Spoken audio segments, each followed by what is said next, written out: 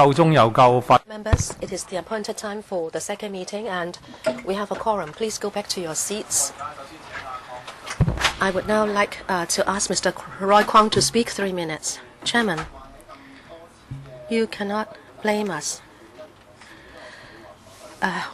We have been colleagues for 1 year and I think the FC has turned into a money lender company because whatever they ask we would endorse, and the next time we're going to repeat the same scenario, cost overrun. We have talked about this for so long. Who should take responsibility for this? It must be the administration or the MTR.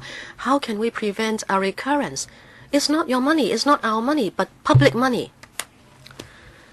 In previous discussion, we have said how we should do better in future, how we can learn a lesson from this experience. And now I have a simple question for the departments. As Mr. Ray Chen said, some officials might be here only for a few months or a year. Now they need to take up this responsibility. Okay, I ask you, if you say you don't have enough money, as I cited some projects before the reunification, they did the sum so well. And I asked you the last time, and I said, how much money has been spent on cost overrun for these 20 years? It was like an astronomical figure, and this time around it is in the tens of millions. How can you make sure that there will not be another cost overrun? Director. Thank you, Chair. We said that actually the MTR is launching the project. It promised that it would take stock of experience. Where they can do better in future, they have promised they will improve upon themselves. Members, I hope you understand that we don't want to see cost overrun. And we will continue to gatekeep when there are changes, when we need to adjust the price upwards. We will ask the MTR to state the reasons in detail, and they would have to state what they have done trying to prevent this from happening. Sorry, I interrupt you. I only have 10 odd seconds. It's very simple. Trust is fragile. You can see a continuous repetition of the same problem. You dare not promise there would not be another cost overrun. Mr. Wu Chi-wai, 3 minutes. Thank you, Chair.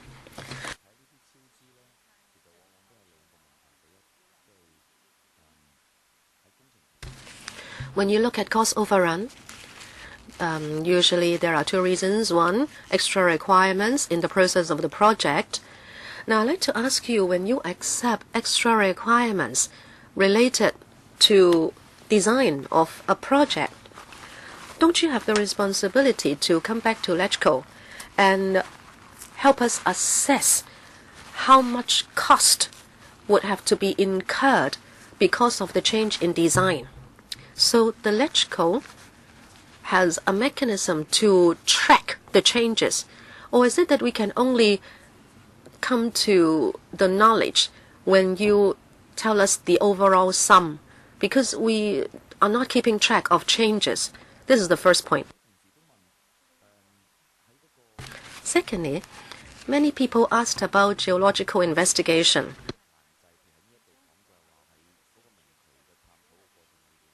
Of course, we know there are always constraints. Now, you have to allow the flood prevention function of the NAULA to be preserved, and also there will be management of public utilities underground, etc. In the end, of course, we still have to do the project around the NAULA. I'd like to seek an understanding into this, given, for example, the background of this case. Since ground investigation is such a crucial element.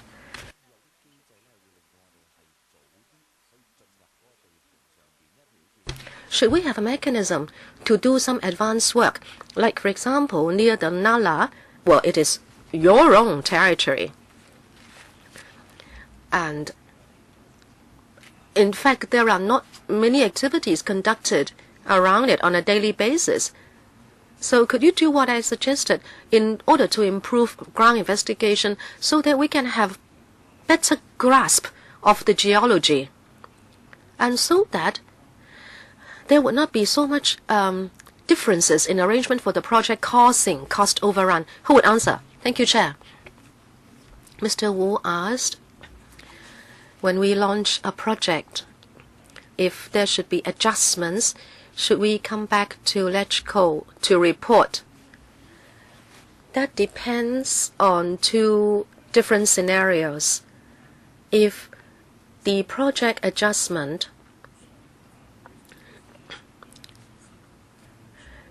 is inside the scope of a project already submitted to LegCo, then we do not have to come back to LegCo. Actually, such project adjustments could be very minor. And in fact, we would always bump into these when we launch projects. If we have to come back to LegCo for such adjustments, we would be using council time unnecessarily, because we can deal with those technically. But if the adjustments or variations exceed the scope of the project already approved by LegCo, then we'll come back. Say, if it's a railway project, we'll go back to the railway subcommittee to report the situation.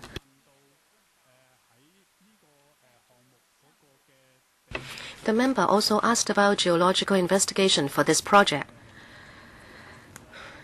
whether we could do better. Actually, the MTR explained that with regard to the Nala, there is a flood prevention angle, and time-wise, they were not able to do investigation at an early stage. Thank you.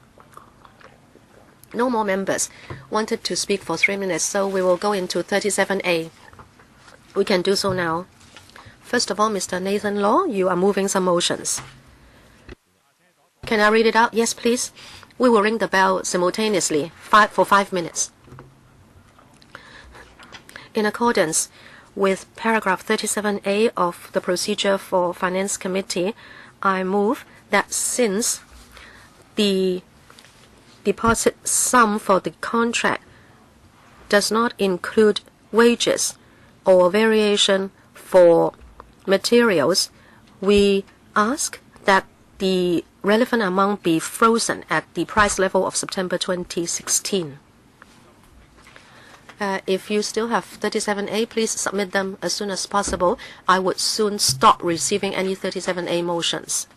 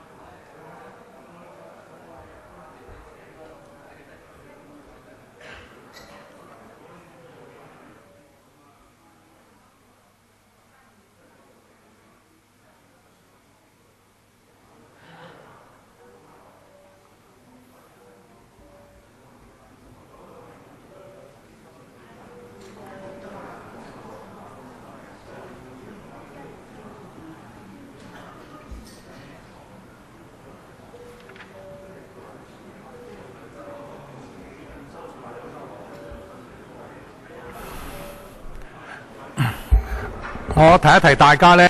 I'd like to remind members that we are going to vote whether we would process Mr. Nathan Law's motion moved under 37A. Altogether, we have 6 37A motions. I would appeal to members now. This is the last appeal. Please submit 37A motions as soon as possible. I will soon stop receiving them. 現在開始表決。Will members please proceed to vote?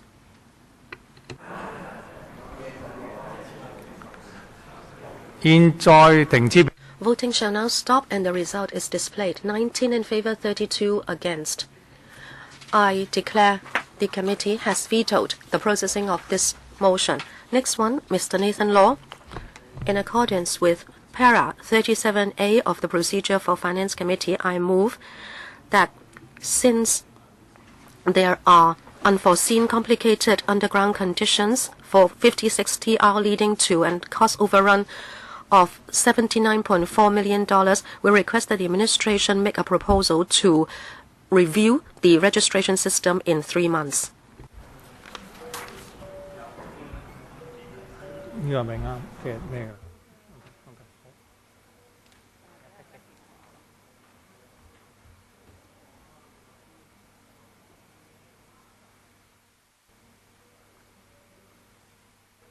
各位同事，我又收多一個30。I received another 37A and will now stop receiving 37As. We have 6 remaining.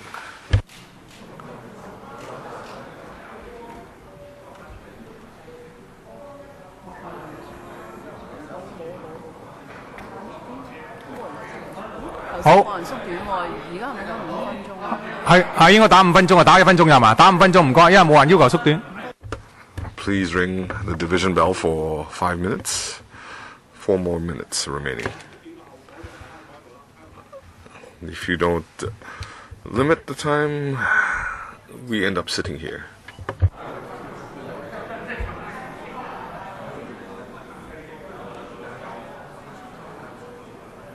係縮短，佢一講你咪死。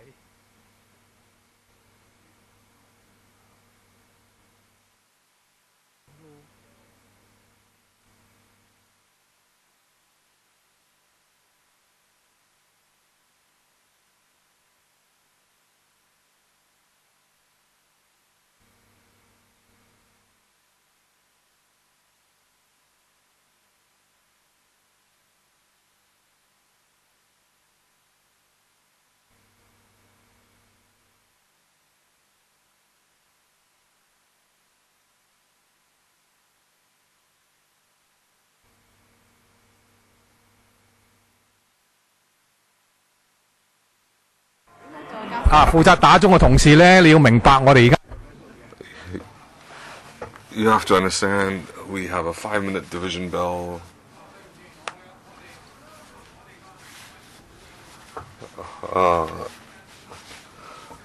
We have to. The division bell will be rung every 1 minute, so we have to continue 3 more times. 呢個系統啊，我哋系統係只係應付一分鐘或者5分。Our system can only cope with 1 minute or 5 minutes. So the IT department can look into this.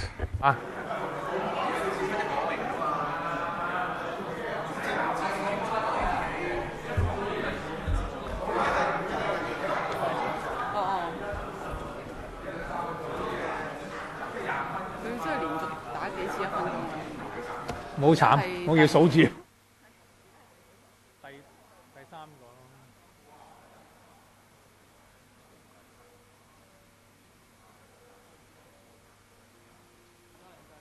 仲有2分鐘，仲有2分鐘啊！仲有2分鐘。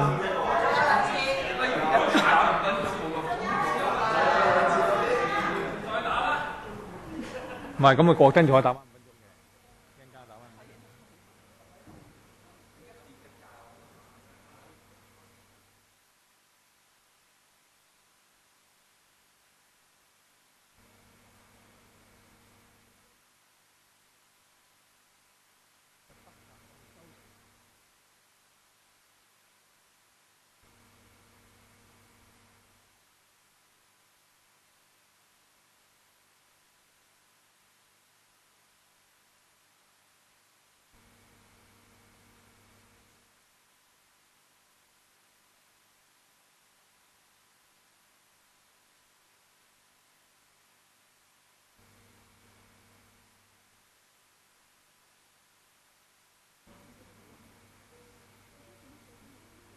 好啊，打埋呢次就啱啦。仲有1分鐘啊，仲有1分鐘。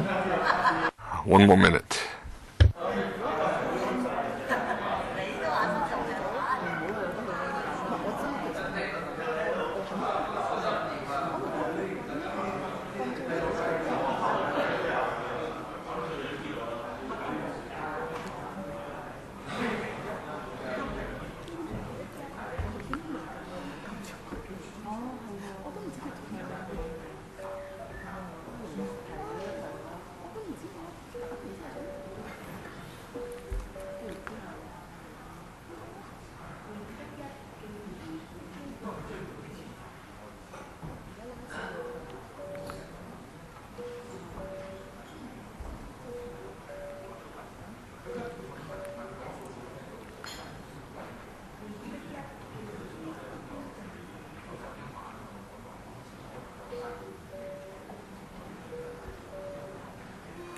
好啦，現在開始表決。Let's put it to the vote now. We'll stop voting and display results. 24-30 against, 0 abstentions. I announce that this item is negatived. Mr. Nathan Law, according to FC ROP 37A, I put forward the motion that the MTRCL mismanaged the contract and they request funding for item 56TR, and we are now have to deal with the overrun in budget.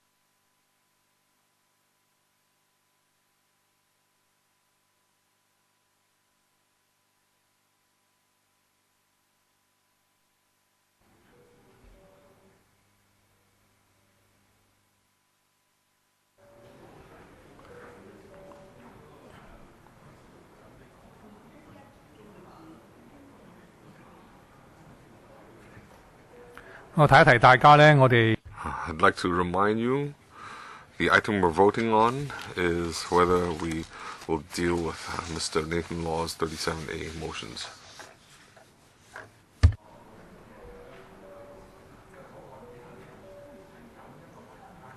現在開 We'll now put it to the vote.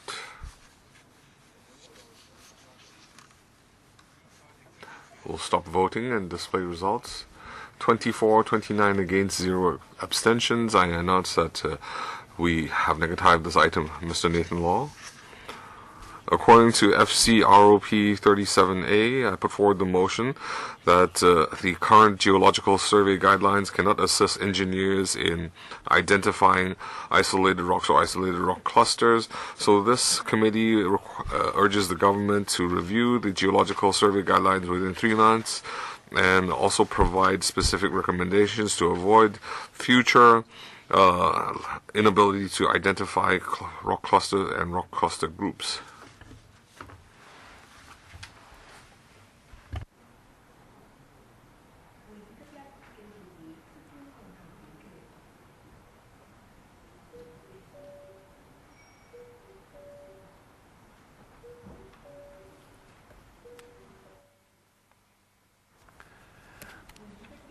The next item should have been Mr. Eddie Chu's, but he's not present. We'll deal with Mr. San Jishun. And if we deal with Mr. Yu Chong Yim, if Mr. Chu Hoidek has not returned, then we will have only at most 3 to deal with.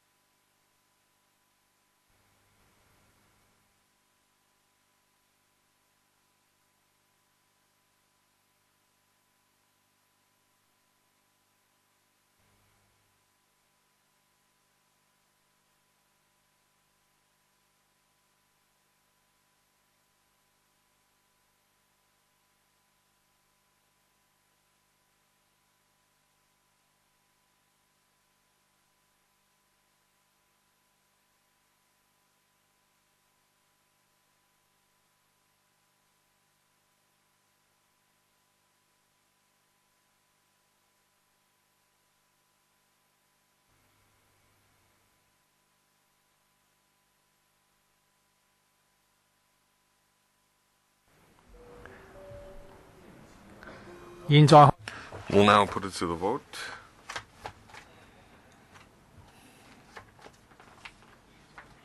We'll stop voting and display results. 22 for, 29 against, 0 abstentions. The committee has negatived this item, Mr. Chen Jiqun. According to FCROP 37A, I put forward the motion that since MTRCL did not conduct investigation at the Wangzhou Hang Open Nulla, and therefore MTRCL made an error in assessment regarding the geological conditions under the Wangzhou Hang Open Nulla, and ultimately leading to severe overrun of budget in the Wangzhou Hang Open Nulla. Members of the public feel that the MTRCL should be responsible for the investigation error, and the government should not bear the overrun costs. This committee urges that the MTRCL bear the responsibility of 90+ million overrun budget of the Wangzhou Hang Open Nulla, and we also want to confirm that MTRCL bear full responsibility of the lack of investigation in the Wangzhou Hang Open Nulla.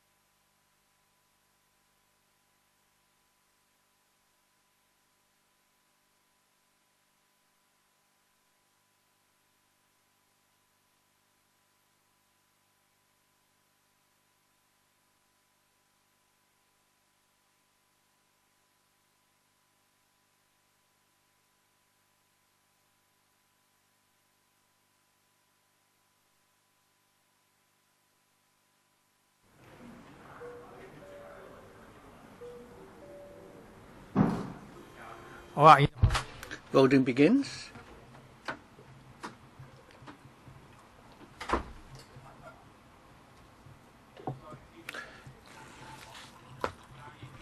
We'll display the result now. 22 in favor, 28 against, no abstention. I declare that this motion is negatived. The next motion is moved by Dr. Yu Chung Yim.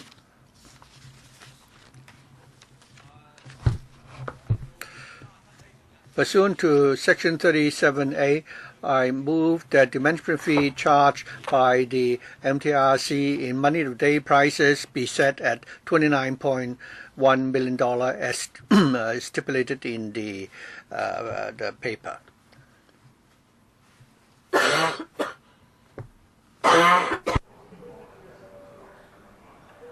我哋個人都搞咩？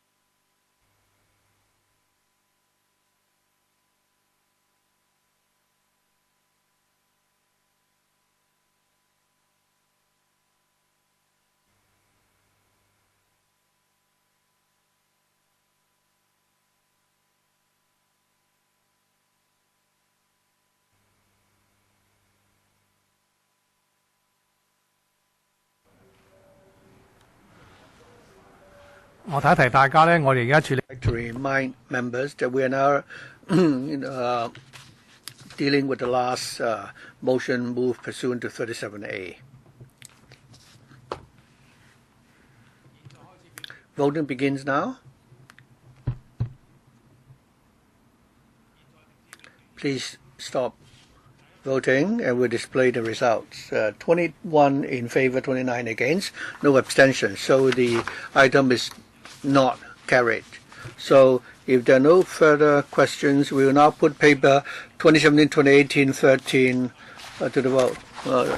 Members calling for division. So the division bell will ring for 5 minutes.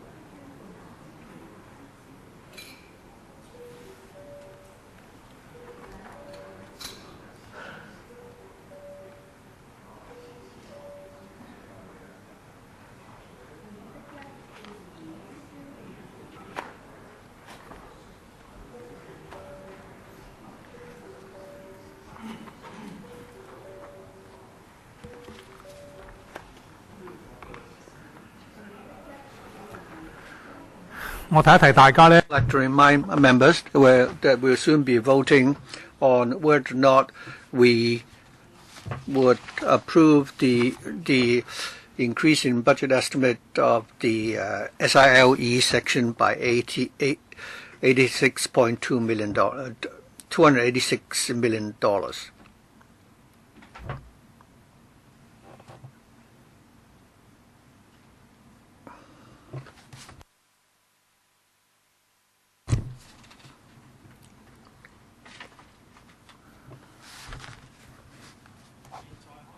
Voting begins.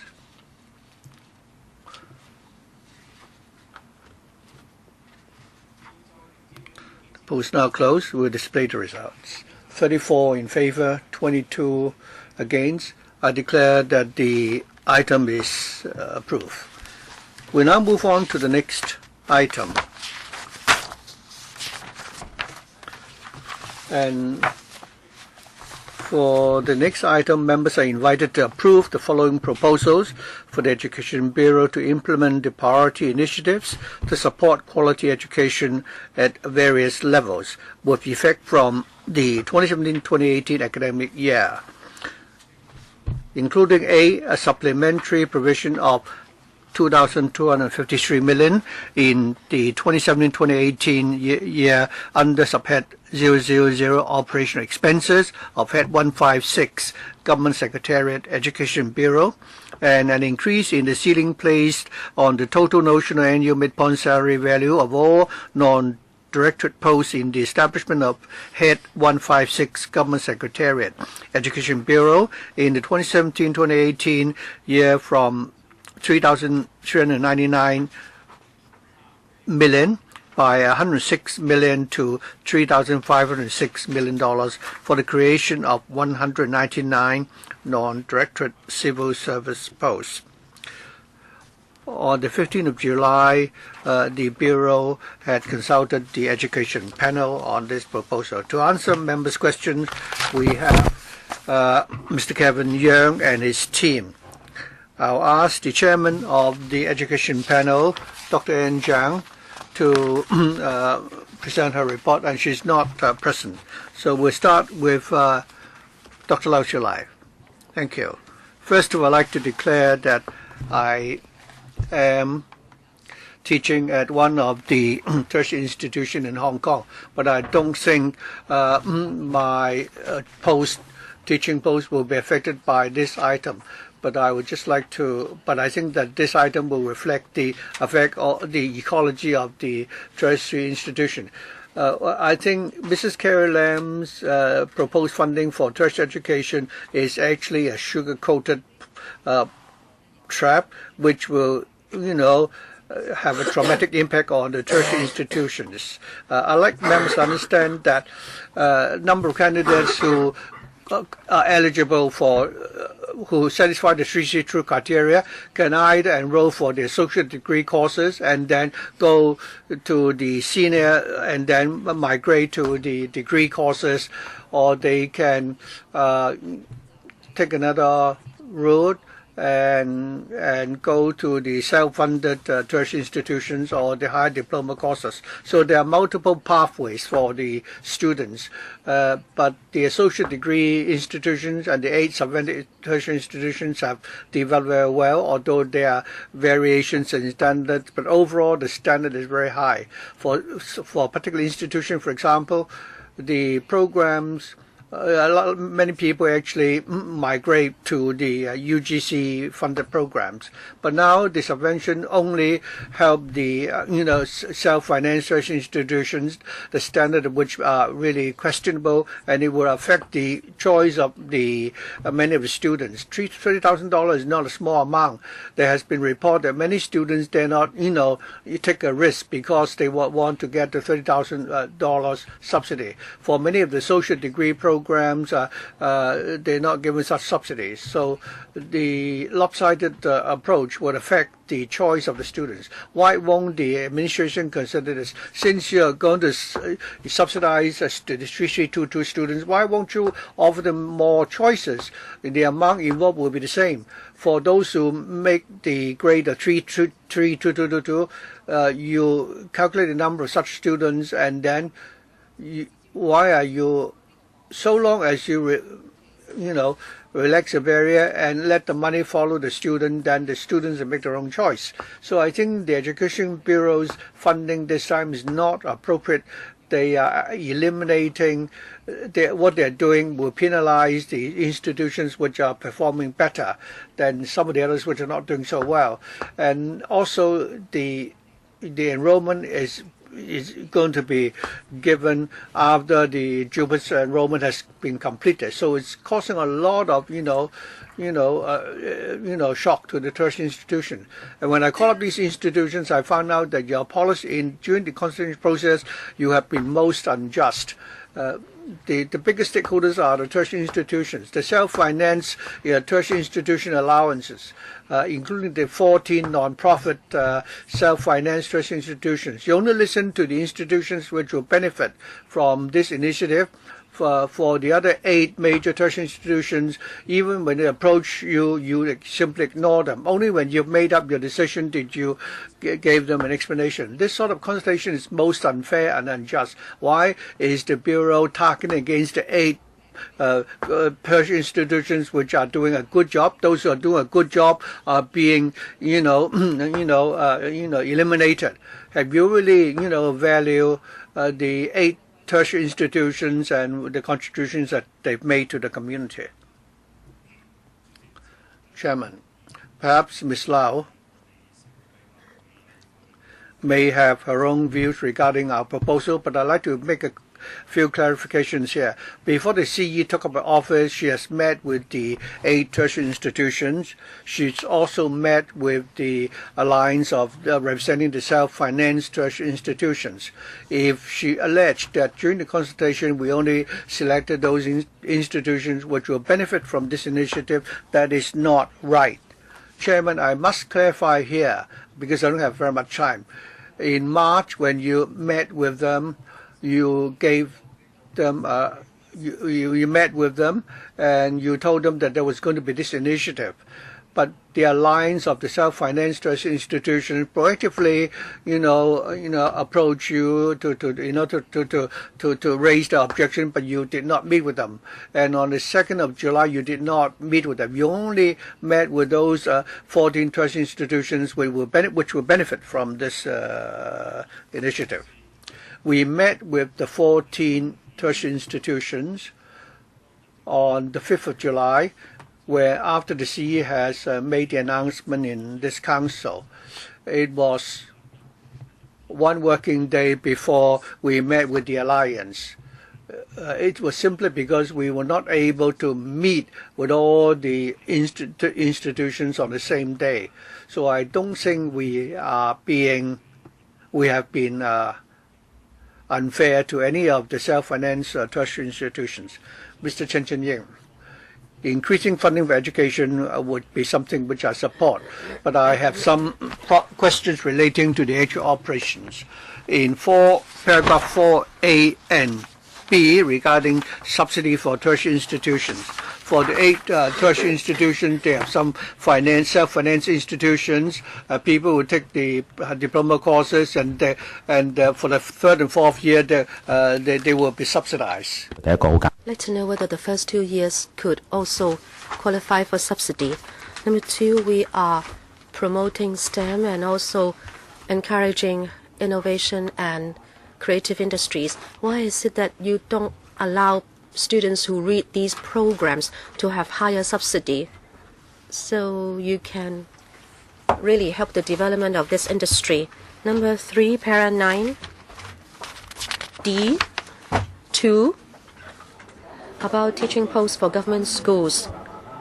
2 million for 2017-18 and full year 34 million or 17 times.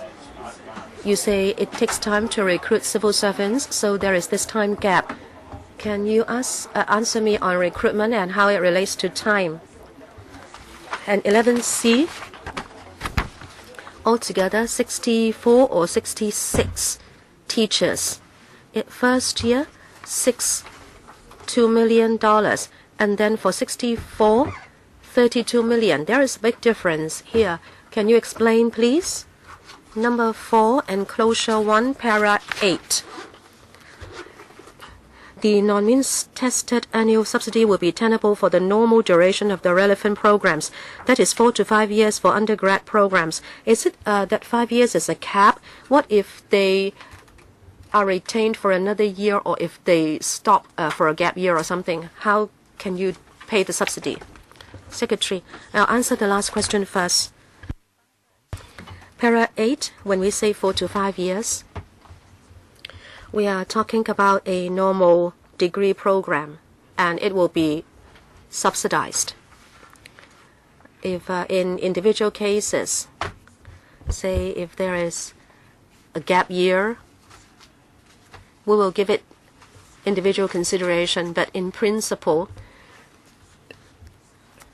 we would cover the normal duration of the program. Back to the first question, bridge over courses. We mean when a student, after reading a sub-degree program, he wants to bridge over to an undergraduate program. And when he does so, those 2 years will be subsidized, $30,000 each. But a sub-degree or associate degree is not included in the proposal. Therefore, the first 2 years will not be subsidized. As for STEM programs, the objective of this exercise is to help students who have attained 3322. Since there is a limit to the provision of subvented university places, these students may have to read self-financing programs, and we want to lessen their financial burden. We have not really thought about doing things differently for different programs. So whatever program they read, we'll subsidize them. Mr. Chen asked whether we could consider giving a higher subsidy for certain programs. When necessary, we can consider that in future. But in this plan, we do have a designated sector segment, and that is within self-financing programs. If we think there are some that are badly needed by society because there is a lack of manpower, we would actually buy some places, and from anywhere from $40,000 to $70,000, depending on whether there is a lab element. And this targets certain programs. In fact, we have both. Mr. Chen said whether we would have specific treatment for STEM. We can consider that in future, if necessary. Yes, please continue. Chairman, 2 more questions. Should I answer them now or wait? Because time is up. Okay, next one. Mr. Jimmy Ng. Chairman, I, of course, support increasing education expenditure. It can benefit students of all levels. May I refer to para 7? Improving education expenditure is the first step, but you have other areas, and there are 8 here, which are also the concerns of society and the education sector. I'd like to ask when the review of these will be completed. And secondly, we are talking about reindustrialization in Hong Kong, but I cannot see how this can be covered by the increased expenditure. And that is how you are going to produce the people needed for Hong Kong to reindustrialize. You are spending $3.6 billion and you have $1.4 billion left. Will some of the 1.4 billion be left for reindustrialization and STEM, as mentioned by Mr. Ronick Chan? Secretary. Chairman, in para 7, we mentioned the further initiatives. For the time being, we do not have a timetable for those. The degree of complexity varies for the items. Some may have a bigger professional element, but others, we may need to consult the public before formulating policies.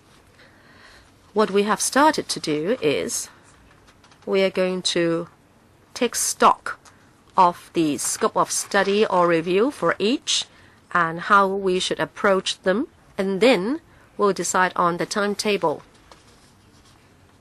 However, all these are important.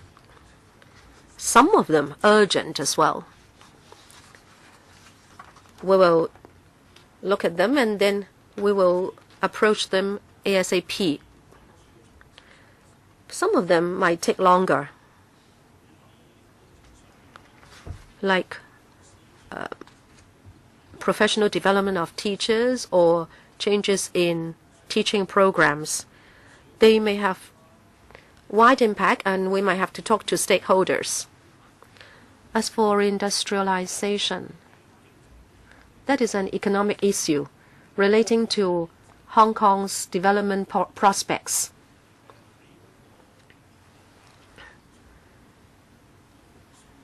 It is necessary for schools to turn out the relevant manpower. That is why we are starting to promote STEM education in primary and secondary schools in recent years. And we have also put aside time and energy on innovative and creative industries, hoping to raise the awareness of students starting from the primary years. And in universities, as you can see, we are encouraging more students to do research and also turn research products into commercial items. We are doing more and more in this respect. Talking about the $3.6 billion, if you ask me how much of that is directly related to STEM or reindustrialization, well, I don't think any part of that is. But we are working on other fronts as well, and I can say that overall we are moving in that direction. Thank you. Chairman, may I make a proposal? Can the Bureau consider using the remaining $1.4 billion to subsidize students of VTC? Okay, Mr. Andrew Wan, 5 minutes. I'll follow up on this question. I find it a little strange because since the Secretary says this is student-oriented, anyone who has attained 3322 in DSE will be given $30,000 in order to help them learn, right? The objective is student-based. Then why have you excluded self-financing programs in UGC-funded institutes? This gives me a strange feeling. And I read up some information. The Secretary said this, and it angered me actually. He said the administration has to delineate clearly the role of UGC-funded and non-UGC-funded institutes. I think this is the crux of the matter. So is the money to help students, that is student-based, really, so they can choose a program suited for their needs? Or are you talking about allocating the money to the self-financing or UGC-funded sectors? Because it can create very different results.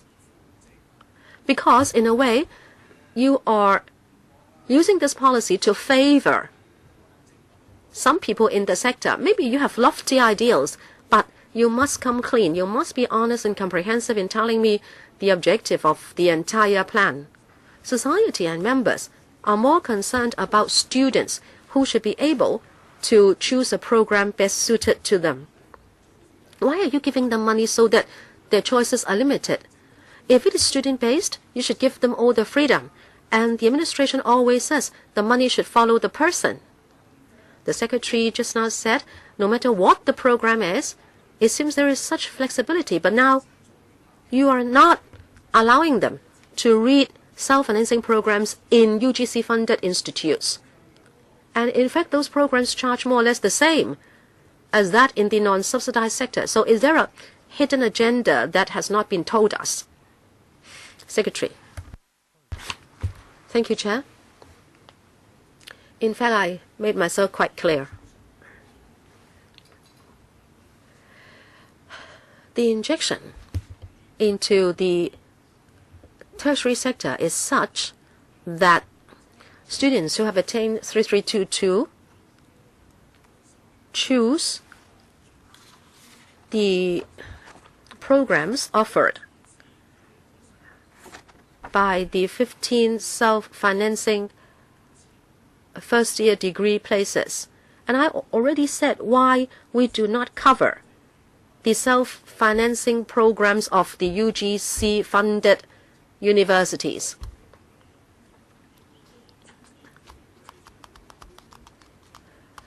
Well, the tertiary institutes which are funded are so positioned that we believe if we also subsidize the self-financing programs of these subsidized universities, then it may blur the positioning of these UGC-funded universities. We believe at this point in time, this is not appropriate or conducive to the development of the two parts of the sector. That is why we made the decision. This time around, we are not going to include self-financing programs in UGC-funded universities. The reason is, as I stated, we did take a look at the so-called self-financing programs of funded universities. In fact, most of them offer associate degree programs. And in fact, we are not including those anyway. Therefore, this proposal has very minimum impact on those programs. Last time, when I talked to the Federation for Self-Financing Tertiary Education, they actually asked the Bureau to consider this for the future. And that is whether we can expand the subsidy to cover sub-degree programs. And it goes to show that their concern is also whether sub-degree programs will benefit this time or in future. This time, we do not include them, but the impact will be minimal. Sorry, Chairman, I think the answer is self-defeating, and I will ask the question again later. Dr. Helena Wong, the DP, said in public that we support the administration's initiative to give $5 billion more for education. When the administration talked about the tertiary sector, it is about students who have attained 3322 in DSE. And for those who do not have a UGC-funded university place, you are trying to help them with a non-means tested $30,000. We support the principle, however, the details, or the devil is in the details. When you came to the panel and at the FC here, we could see this in the papers.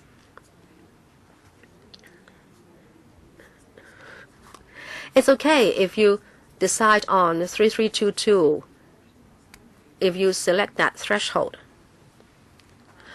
This year, there are 20,801 such students, but the subsidized places are just 15,000. So you are talking about helping 5,801 students. It's all right. We support that.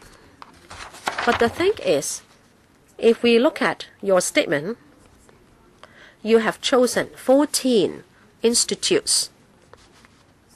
Only their programs will be supported. Those outside these 14 institutes will not. And you have excluded the self-financing programs of the 8 universities. And you cannot explain yourself. Why is it that students who are eligible are now categorized? You would give them $30,000 if they apply to certain institutes. However, if they go to universities and enroll in self-financing programs, they will not get any subsidy. This is not in line with the principle of a student-based subsidy. The Secretary said the administration doesn't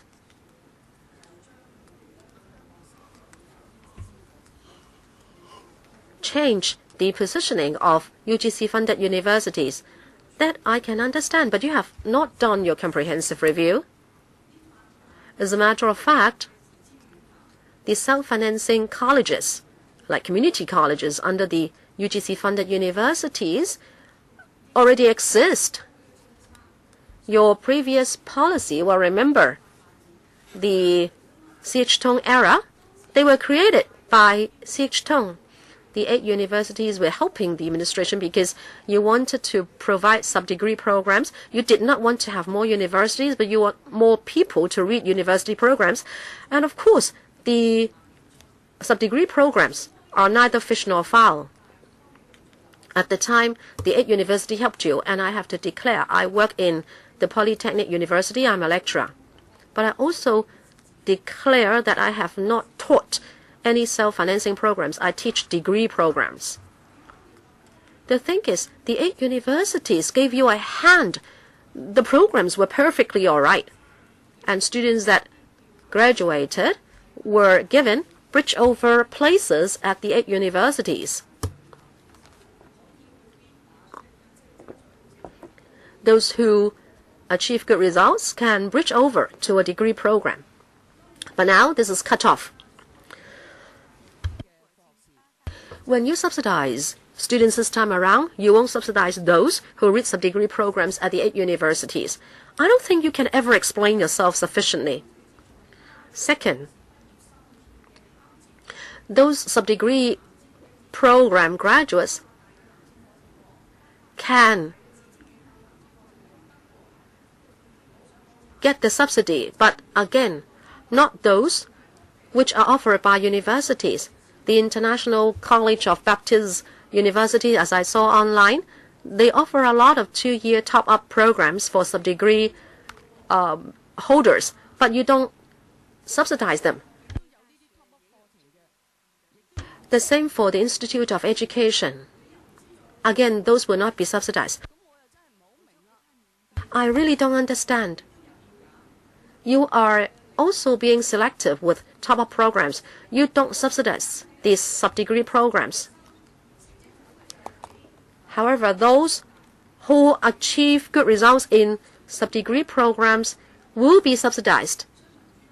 I'm baffled by your logic, so the DP objects to this discriminatory measure.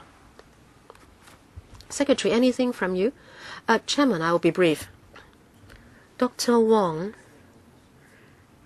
has put sub-degree programs and the 8 universities together. Can I separate the two? Sub-degree programs are not included in our proposal because we have said very clearly we want to help students to read degree programs. So we're not including sub-degree programs. Now, why do we not include self-financing programs at the 8 universities? I can say this in very simple terms.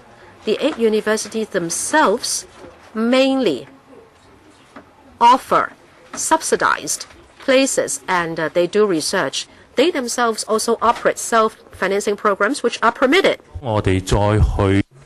But when we subsidize these self-funded programs, the 8 universities, what is their status? It will take us time to review that position because the question has repeated itself, so my answer is similar. Ms. Starry Lee, Chairman, I am concerned about primary school where we increase the proportion of class sizes, because if you increase by 0.1 and it's across the board, then all of a sudden we see a lot of degree teaching posts, and we'll see a competition for resources. And we think that this will be approved in LegCo, and our understanding is that this is very normal. Teachers, of course, will want to seek a better post, and there is a big difference in pay between primary school and secondary school. So a lot of degree teachers are already seeking jobs in secondary schools, and a lot of school principals are recruiting teachers. Now, they have to complete all this work by 1st of September, so this poaching of talent cannot be resolved. So strong schools will be able to poach from weaker schools, and I heard from primary school principals, we don't have an expeditious arrangement for the new policy. Other policies are not changed. So then we don't have the necessary infrastructure to accommodate the degree teachers. So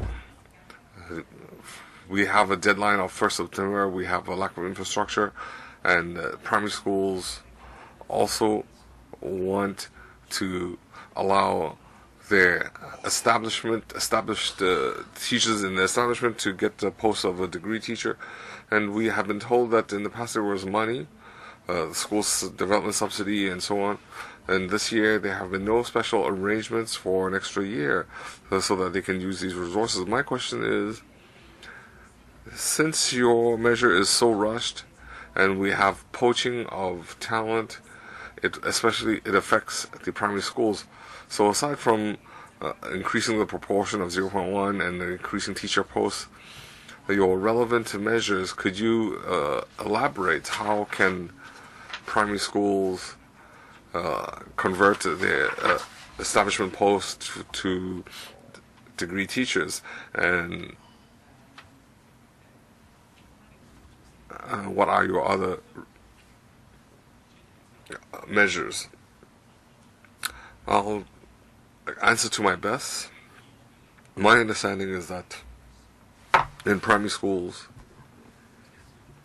let's say for 24 classes there will be extra 2.4 teachers. So in a lot of schools, in secondary schools, we have contract teachers or some teachers who are above the establishment, and they need to fill the post. It should not be difficult.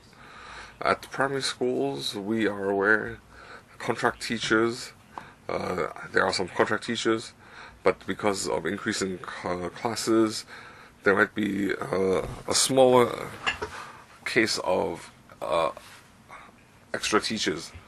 So the need for recruiting extra teachers might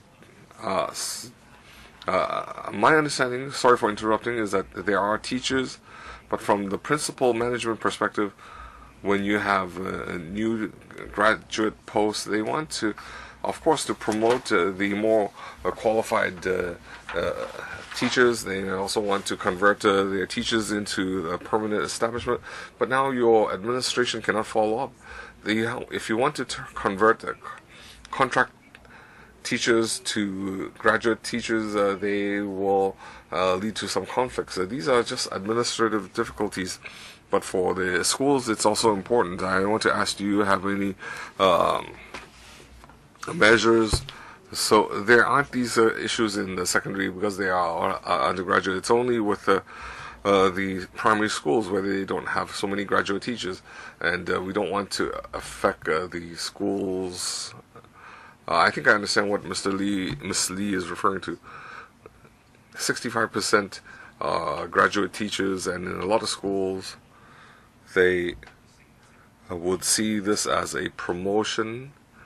So, on this occasion, if there are a few more graduate teachers than some schools, they have been aware that which teachers are in line for promotion. So if some schools, if they encounter difficulties in management, I think we can allow some flexibility. We can give them more time to deal with the problem. I think we can deal with this on a case-by-case basis. It's very hard to come up with an overall measure, but in fact, if they need more, they need to discuss at the IMC, they have to go through the procedures. I think we can do that in the short term, but we don't want to see too much postponement because of a procedure. We don't want to see a teacher not benefiting so when they could have benefited. Next, Mr. Wu Jiwai. Thank you, Chairman. I just want to clarify some concepts. This is for a subsidy for tertiary students. So the purpose, is it to be student-based and giving them more choice? Is that the fundamental principle? Or is it for registered universities who don't get subsidy and they have extra resources to develop their program and so on? I just want to clarify this fundamental issue. So this subsidy, what is the purpose? Our goal, Chairman, is to help students in the 3322 program. I understand. Is it student-based? Are you giving them more choice? Chairman, the whole 30,000 subsidy is to help those who cannot enter a subsidized program but who wish to undergo a undergraduate program, and they have chosen a self-funded program, and we provide some financial relief. The reason we don't include the 8 universities is because we have other considerations, policy-wise, subsidizing. It's regarding the role of the UGCs. So therefore, we are only taking self-funded undergrad programs, and we only cover a small portion. And these are the self-funded programs in the 8 universities. Well, in your program, you also include the students studying in the mainland. So if you're giving students more choice, it's not the only principle, it's one principle. So why are 3322 students limited to just Hong Kong? Because Mrs. Carrie Lam said that she wishes Hong Kong students to have a global perspective. Are they only limited to Hong Kong, or do they have other choices? For example, in Europe and North America, they are qualified institutions. Could you consider that as well, for subsidizing accredited programs? Well, Chairman, if you look at the scope of subsidy locally, these are assessed and accredited local programs. On the mainland, they have the Hong Kong government, SARG, and the mainland education ministry. We have an agreement, and we provide subsidy to courses. So there is a quality guarantee. Regarding overseas, we don't have any quality assurance regarding regarding overseas institutions. So the subsidy is not extended to them except for the accredited or mainland government-to-government liaised arrangements. We don't include any others. But the government also has a academic accreditation department. So when overseas graduates return to Hong Kong, their academic performance can be accredited. Well, we referred to students' choice being an important criteria. So could you expand or increase the choices? Well, academic accreditation, overseas qualifications, these, they, according to the course content they took and overall assessment, we can conduct an accreditation. The accreditation authority does not assess the institutions. They do not assess courses individually, whether it is in compliance with this quality requirement. So it cannot be done in advance. So even for the same course taken in different years, there might be differences because I'm being serious. Well, it's hard to imagine that the Hong Kong Academic Accreditation Authority challenging top tier universities in Europe and North America. That would be strange. Next, Mr. Leung Ji-chang. Increasing 3 billion education resources received my full support. And we see that the government is trying to enhance our education standards. So we do have a lot of views regarding distribution of resources, but no matter what, whether it's fair or not and whether it's placed strategically, we won't discuss that. So we need to distribute these resources. That is more important. But of course, I heard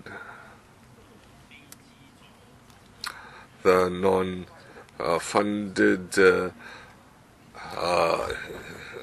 institutions, and they are subsidized 30,000. I received WhatsApp messages, and they asked me to follow up with the Education Bureau. Well, during the consultation and study, have you really considered your policy is not formulated thoroughly?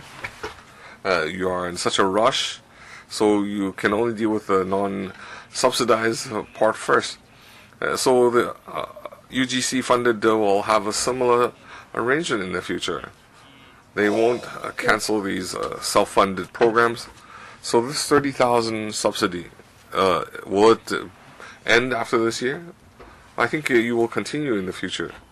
So the UGC funded schools, how will you deal with them in the future? Will you review? You're not granting them this year, but it doesn't mean not granting them forever. Thank you, Mr. Leung, for giving me the opportunity to explain. The $30,000, this is a recurrent expenditure, so it will continue in the future.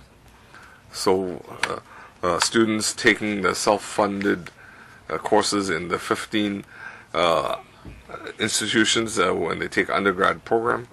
But regarding the UGC self-funded programs, in paragraph 7, we mentioned that the status of the self-funded institution, we will clarify its role, its overall role, and the self-funded programs in the 8 universities versus other institutions. Well, after doing that exercise, we don't rule out that the scope, the $30,000 scope, might be extended. We won't rule that out. It's just that today we don't want to extend it to the self-funded undergrad program in the 8 universities, as I said just now. In the 8 UGC schools, we feel that it's not clear. We want to clarify before we take that action.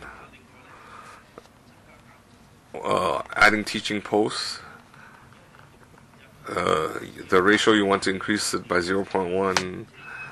So according to the teaching ratios, it's not sufficient. I heard teachers tell me an addition is better than no addition.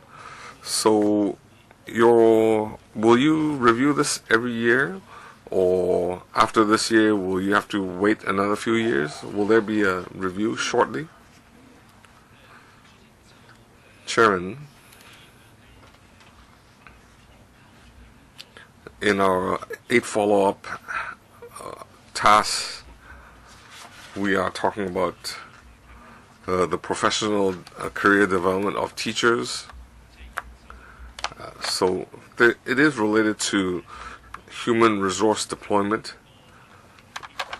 even though it sounds like a task for today, but when we can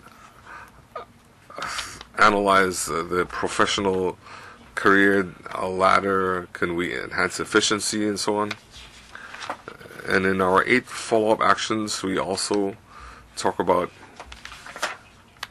clarify school sponsoring body, the government, in the school-based management, what the division of labor is. Could we remove some bureaucratic red tape? This will also impact the teacher's work. So we will consider it as a whole. We won't talk about when we will have 0.3, 0.2, 0.3, but we will take on board teachers' views and take action when necessary. Mr. Yu Siweng. Thank you, Chairman. I support quality education and I support the funding, but I feel it gives people a feeling that it is a rush through project, and the new CE has submitted this to FC. After going through the educational panel, it's been submitted to the FC. So even though it's rushed, I'd like the government to clarify some aspects. The plan on this occasion, $30,000 for self-funded, $5,000 for mainland students. So when will it expire? When will we have a review? Is 30,000 too much or too little? Will there be a review? And some colleagues refer to the 8 universities. It's not fair to them. So the subsidies to these 8 schools, will you review that? Will there be new arrangements? And also, I have a question. There's no subsidy to associate degrees, so what the government, will they review the policy towards associate degrees? And for associate degree students and similar students, will they be subsidized so that we can have a better coverage? Thank you, Chairman. The $30,000, it's a recurrent expenditure. So every year, in principle, this program will continue, and we said that every year there will be an inflation-linked increase. So will we have a large-scale review? Well, we do review our policies on a regular basis, and we will. Now, regarding the 8 universities, I explained just now that in the future, when we review the self-funded program role, we will consider the 8 universities as self-funded programs, its status and function. Now, regarding adding subsidies to the 8 universities, since it's a self-funded program, it does not affect their subsidized programs. So we will have a separate mechanism where every 3 years we will review that through the UGC. So in paragraph 7, in our follow-up work, including the status of the self-funded programs and the associate degrees, we'll look at the role in society, and of course, when everything is clear, we can identify the development, we can consider the overall subsidy. One point I'd like to add is that this time we've been acting very swiftly, but I don't think we've done so in haste. When the CE was campaigning for the election, she had met with many people from the education sector.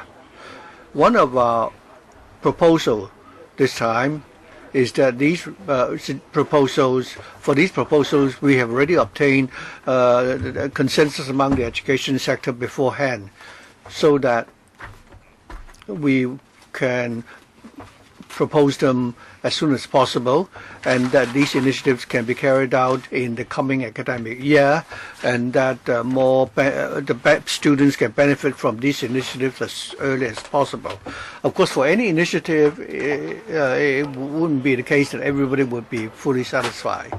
But I think this is already something which we are able to obtain the maximum consensus among the education sector. Chairman, regarding subvention for students attending universities in the mainland, the amount will be $5,000. Do you have any mechanism to determine which of the institutions which are eligible to be covered by the scheme?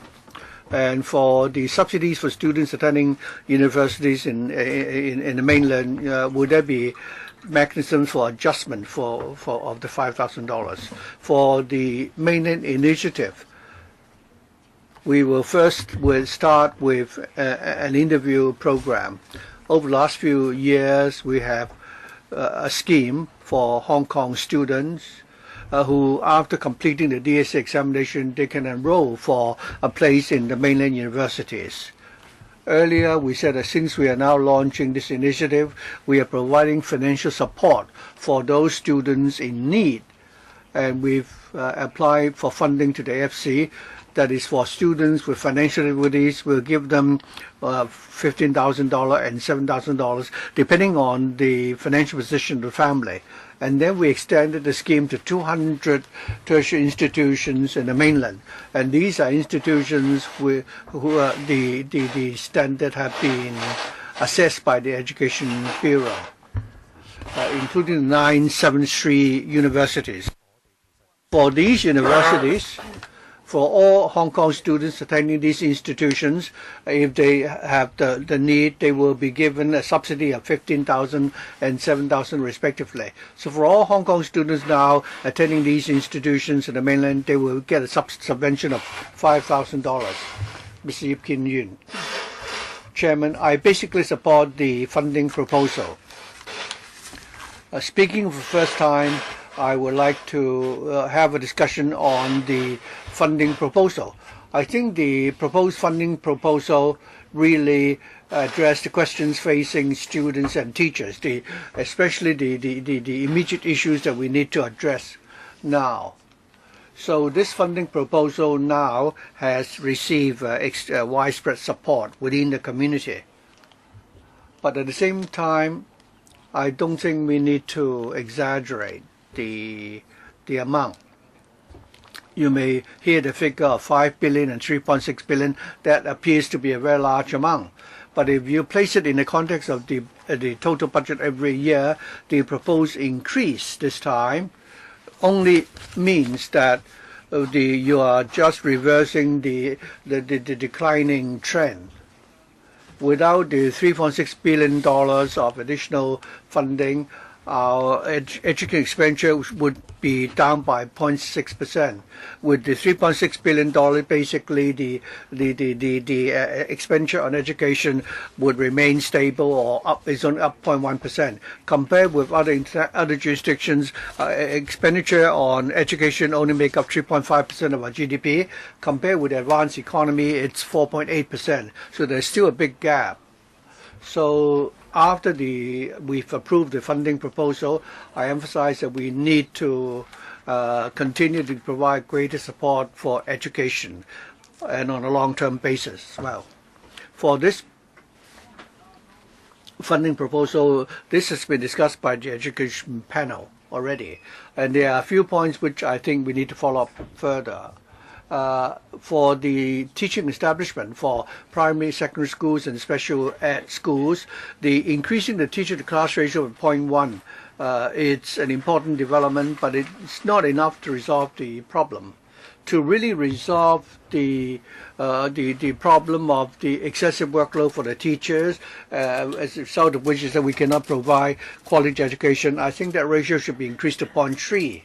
I hope the government will steadily increase the teacher-to-class ratio. You don't need to increase it immediately, but to 0.3.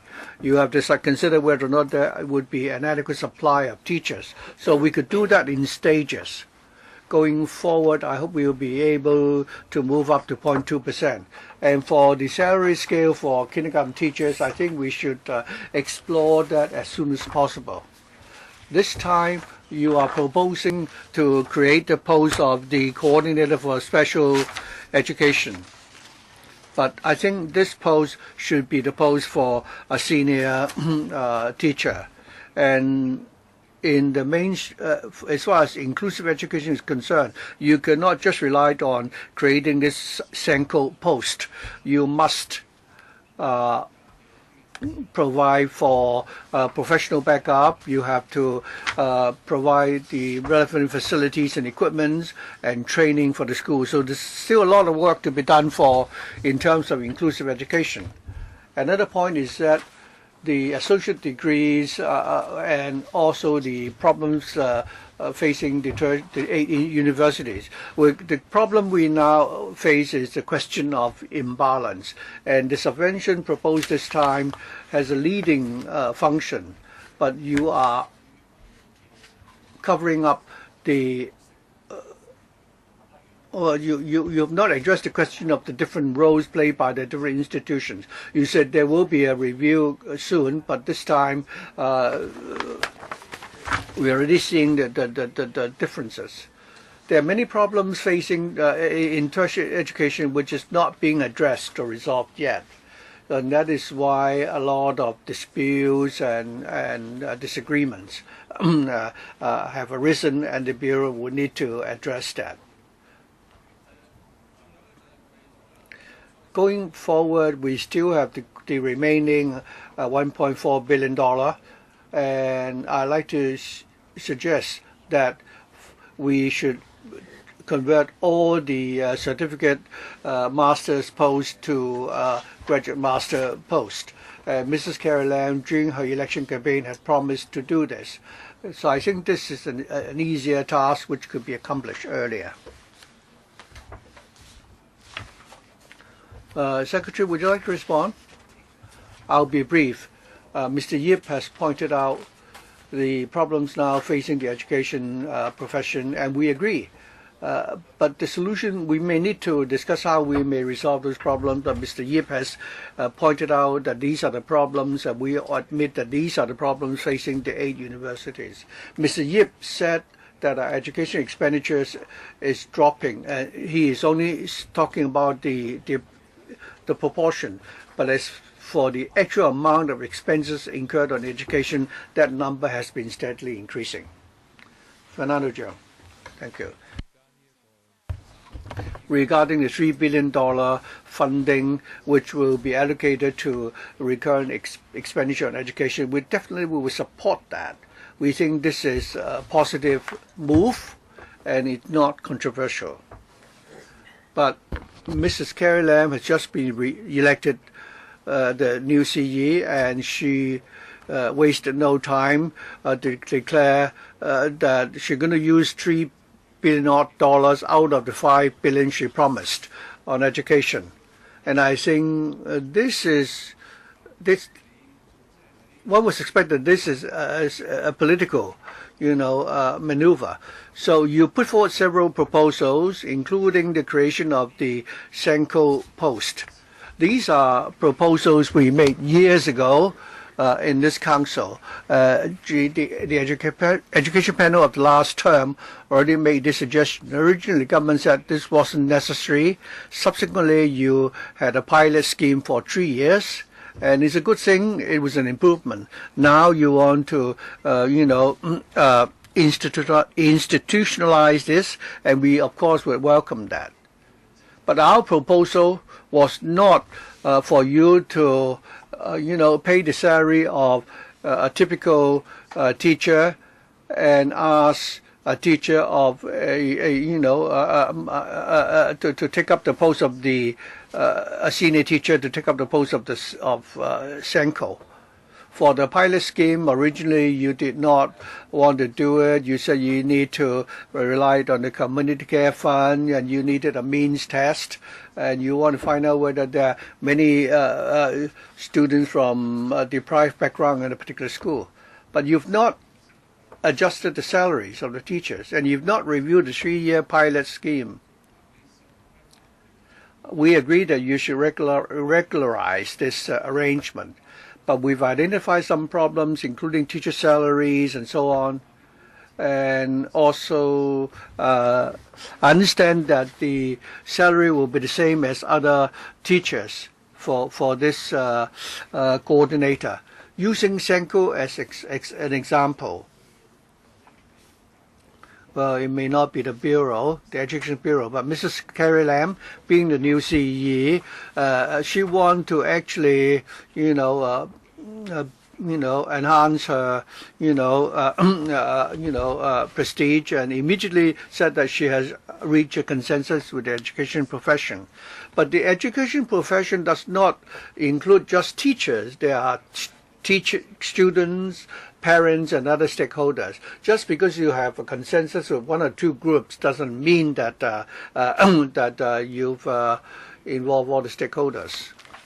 However, given that resources spent on education is seriously insufficient, as Mr. Yip said, compared with other jurisdictions, the amount of resources we deploy in education is still limited. The fact that government is willing to increase recurrent expenditure on education is something that we would welcome. But the way you did it, this is disappointing. Later on, I will have other questions regarding the details of your proposals.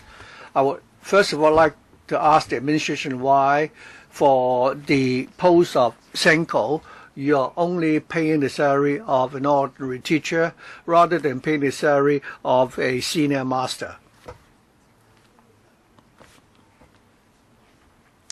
Thank you. Regarding the post of SENCO, we will be reviewing the pilot scheme. What we need to decide now is that it may take a year before we will be able to conclude that pilot scheme. Should we regularize this program then, or should we regularize the program now? Our choice is that, given that we have positive feedback to the pilot scheme, that is why we decided to first help the school and the teachers. And after the review is concluded, and if there is a need, as Mr. Cheung said, that we need to upgrade the post of this SENCO, or whether or not we should further reduce his workload, we are more than happy to make the fine-tuning.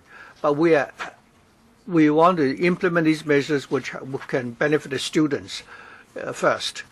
And the CE, under her new style, the administration, she wants to put in place things which is right and get it done. Dr. Pan Siu Ping. Of course, I would support the increase in the funding for education. Many members have already expressed their various concerns. In paragraph 7 of the paper, you say that the CE will deploy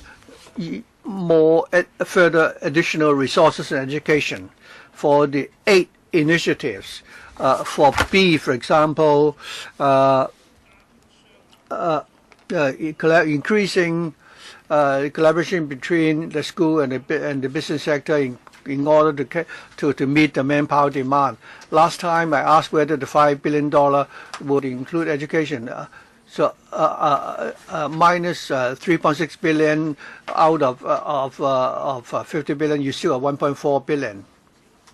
And some members already asked you questions regarding these 8 additional initiatives, and you don't have any timetable for that. So I'd like to know whether you have any priority for these further initiatives. I'm very concerned about vocational education. It's not covered under the $5 billion. If there is a need, would you provide additional resources for that? And secondly, the Secretary has said publicly that you will be reviewing the associate degree programs. So within your bureau, do you have any arrangement as to when you will start the review on the associate degree programs? Thank you.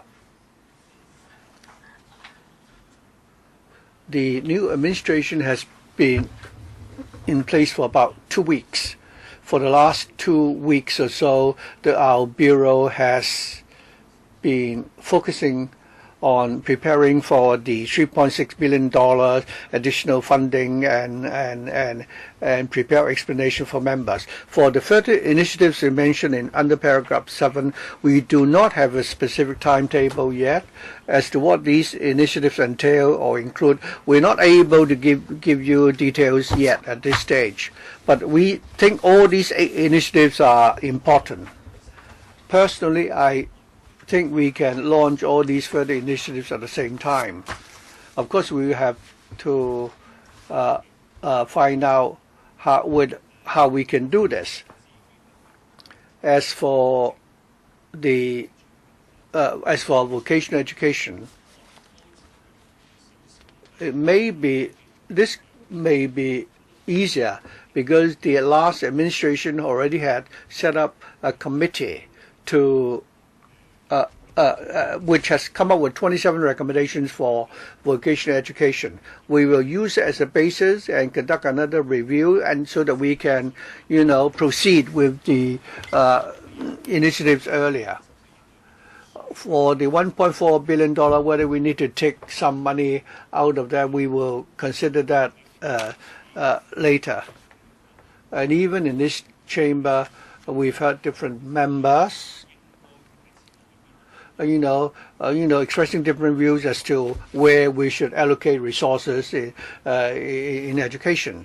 So we would need to, set our objectives before we can work out the priorities as to how we should allocate the $1.4 billion. Of all these initiatives, I think vocational education will probably be the one that we can do something, first. How about the review of the associate degree program? Do you have a timetable? For the associate degree programs, we said we will explore the role of the self-financing tertiary institutions. We don't have a timetable for that yet. There are many people in our community who have different views regarding the associate degree programs. Therefore, we have to review the role of this associate degree programs, whether or not it is still compatible with the original objective when we launched the associate degree programs. Many members in this council are also very concerned about the 8 universities and the self-financing programs. After our discussion with members today and tomorrow, we will probably give a high priority to this particular initiative. Dr. Yu Chung Yim, 5 minutes. Thank you.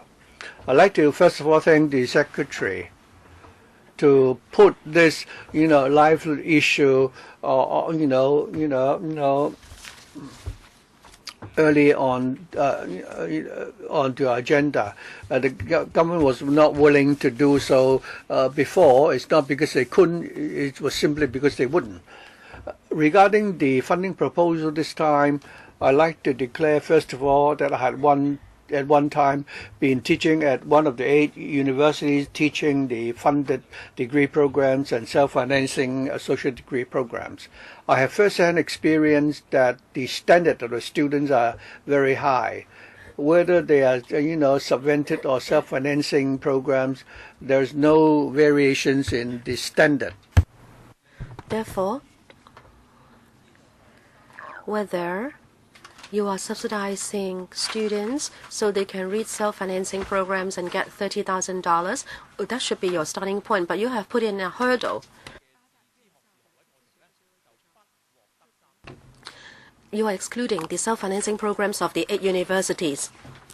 According to the media, your explanation had nothing to do with students. You said you did not encourage the universities to organize these self-financing programs because they should devote their energy to degree programs and research work.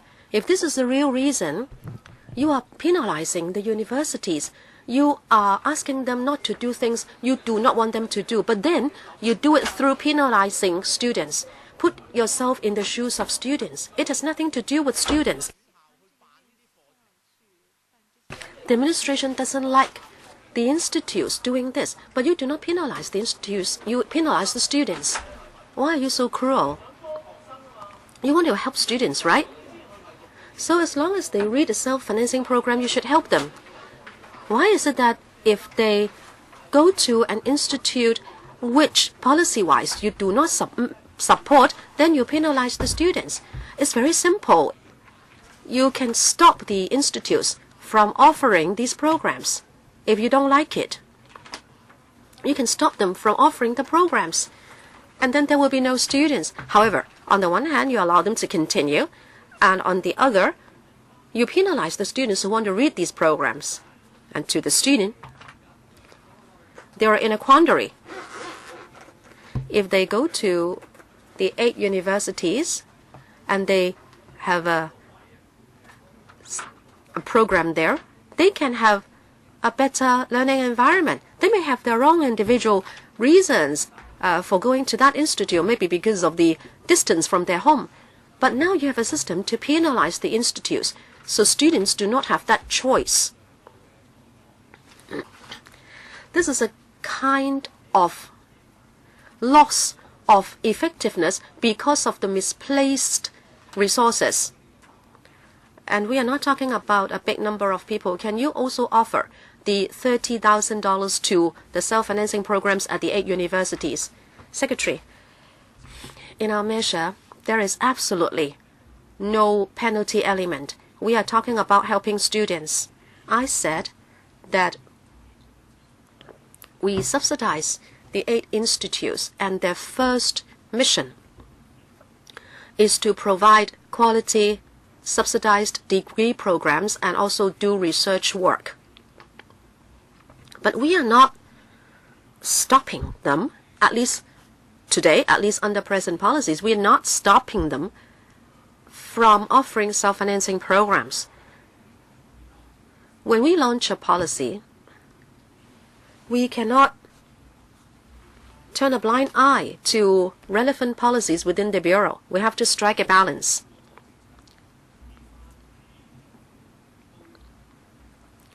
If we look at the development of the tertiary sector, we must consider in detail this scenario. If the 8 universities are already accepting or having subsidy for degree programs, and at the same time they also offer self-financing programs, then would there be an impact? And in fact, we are going to start an exploration into self-financing programs very soon. So we believe at present we should not extend the present program to cover self-financing programs at 8 universities. This is our consideration. There is absolutely no penalty whatsoever. Time is up. Please come back at 2:30.